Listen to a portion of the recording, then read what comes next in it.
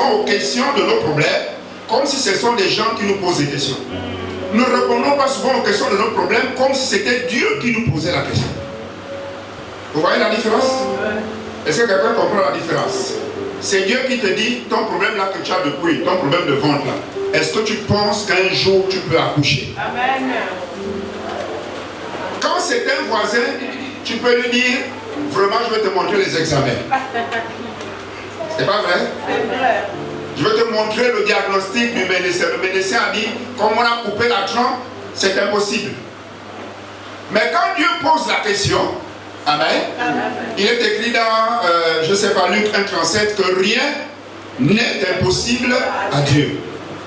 Donc quand Dieu te pose la question, dans ton esprit, dans ton cœur, amen, tu dois savoir que c'est possible. Et Ézéchiel était prudent. Il n'a pas dit non. Alléluia. Parce qu'on ne dit pas à Dieu que il y a des choses que tu ne peux pas faire. Si vous priez, et que vous êtes dans la prière, vous dites, Seigneur, merci, ça fait 30 ans que je cherche les enfants, vraiment j'accepte de mourir stérile. En fait, vous dites à Dieu que tu es inutile. On ne dit pas ce genre de choses à Dieu. Et c'est pourquoi Ézéchiel a dit, Seigneur, tu sais, moi je ne sais pas.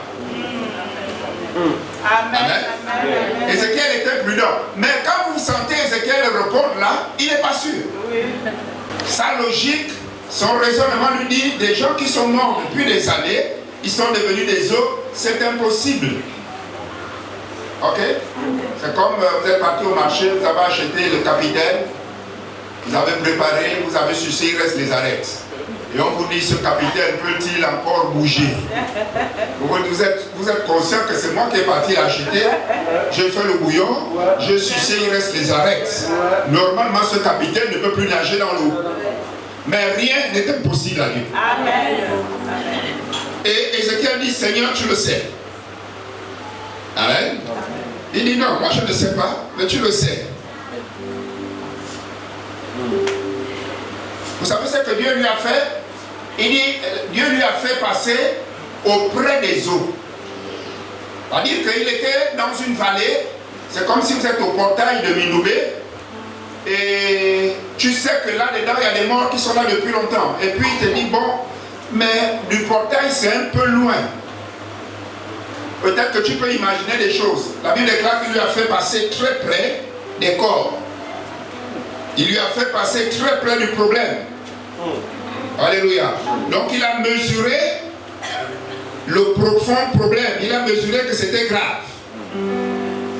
Et c'est là où il dit, Seigneur, tu le sais.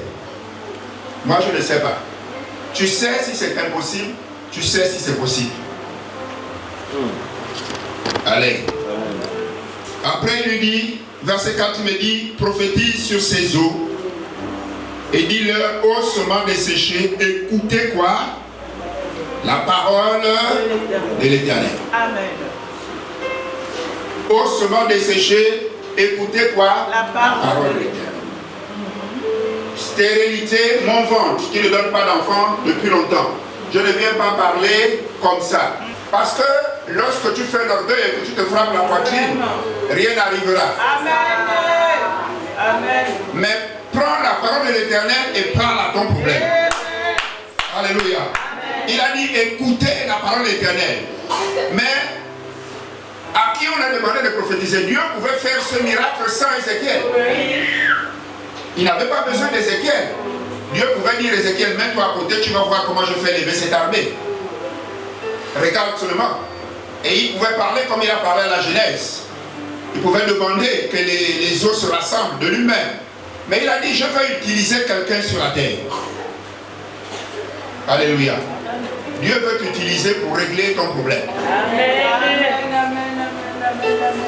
Dieu peut le faire de lui-même, mais il veut t'utiliser. Il veut que dans ton problème, tu sois le héros de ton problème. C'est toi qu'il veut utiliser pour régler ce problème. C'est pourquoi il n'était pas obligé de marcher avec Ézéchiel. Il a des anges, il a une armée des anges. Il pouvait les utiliser, il pouvait dire Gabriel, vas-y, va régler ça. Et tel autre ange va régler ça. Michel va régler ça.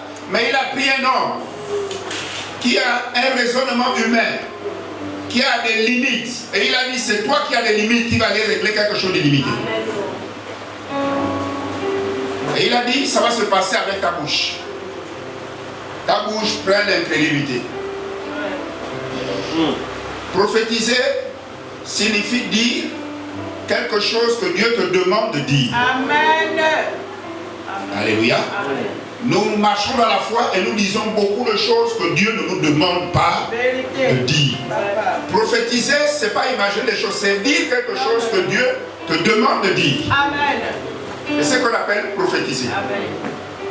Et c'est pourquoi Ézéchiel dit, ô semences desséchées, écoutez quoi? La parole de Dieu, la parole de l'Éternel. Il dit, ainsi parle le Seigneur l'Éternel à ses eaux, voici, je veux faire entrer en vous un esprit et vous vivrez. Ok? Amen. Je veux faire entrer en vous un esprit et vous vivrez.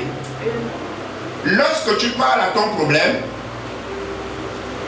ne regarde pas les étapes de comment ton problème va se résoudre.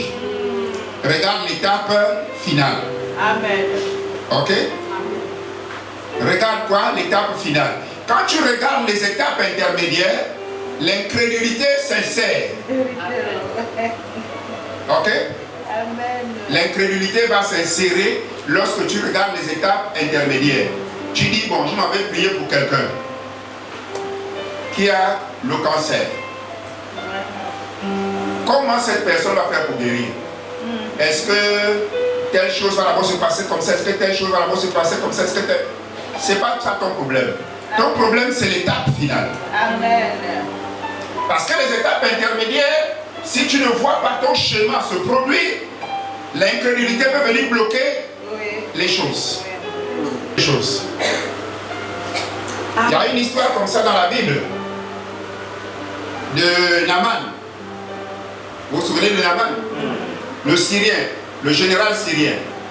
Alors lorsqu'il est venu en Israël pour être guéri, il avait son idée. Alléluia. Il est arrivé au palais royal, il avait son idée comment il devait être guéri. Et le prophète de l'époque, c'était qui? Élisée.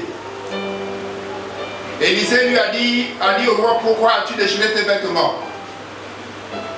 Ce n'est pas ton boulot de guérir les malades, mais c'est mon boulot en tant que prophète. Envoie cet homme chez moi et je vais m'occuper de lui. Alors on est allé dire au roi, Élisée a dit, le problème là que tu veux créer, l'incident diplomatique, lui il peut régler ça. Il a demandé que tu l'envoies. Élisée était l'homme qui avait pris la double portion d'Élie. Donc en matière de miracle, il était très fort. Amen. Et tout le monde le connaissait. Donc quand Élisée disait, je prends le problème en main, on disait, c'est bon, c'est réglé. Et le général arrive, il est déjà au portail. Et on dit à Élisée, finalement le général est arrivé, il est au portail. On est en train de l'ouvrir la portière, il va rentrer. Si le salon est un peu sale, arrange un peu les chaises. Élisée a dit, je n'ai pas besoin qu'il rentre dans mon salon. Ok? Je ne veux pas le voir au salon. Demandez-lui de prendre son véhicule et d'aller à la mer, quelque part aux Zakaï, là-bas. Il va se jeter 7 fois dans l'eau et puis sa chair deviendra pure. Ok? Mais la foi de Naaman avait conçu les étapes. Dès qu'on le lui a dit, Naaman a dit, oh, je ne serai pas guéri. Comment? Cet homme ne m'a même pas reçu. Ce grand prophète dont on parle, il ne m'a même pas reçu. J'ai entendu parler de lui, mais il ne m'a même pas reçu. Alléluia. Et le raisonnement de Naaman, c'était quoi? Je pensais qu'il sortirait. Parce qu'il avait la lèpre. Il dit, je pensais qu'il devait étendre sa main. Vous savez, les hommes de foi ont parfois les gestes communs. Quand vous voyez le geste là, vous vous dites, non, là, Dieu va agir. Il va crier très fort, l'Éternel, il étend la main comme ça. Vous avez l'impression que la puissance va descendre sur la main là. Et quand il va lancer, tout ça c'est du cinéma. Amen. Alléluia. Élisée n'avait pas besoin de ça. Avec un petit message, il lui dit, va te laver sur le banc. Les choses vont bien se passer. Et il dit à son serviteur, il dit, je pensais qu'il devait venir, qu'il devait agiter la main sur le malade. Donc lui, il avait conçu sa façon. C'est pourquoi Ézéchiel ici dit, à ces eaux-là, je vais faire venir un esprit sur vous et vous vivrez.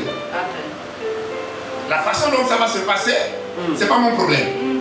Mais ce que je sais, c'est que quand Dieu parle sur une situation, la situation va se régler comme lui-même a dit. Amen.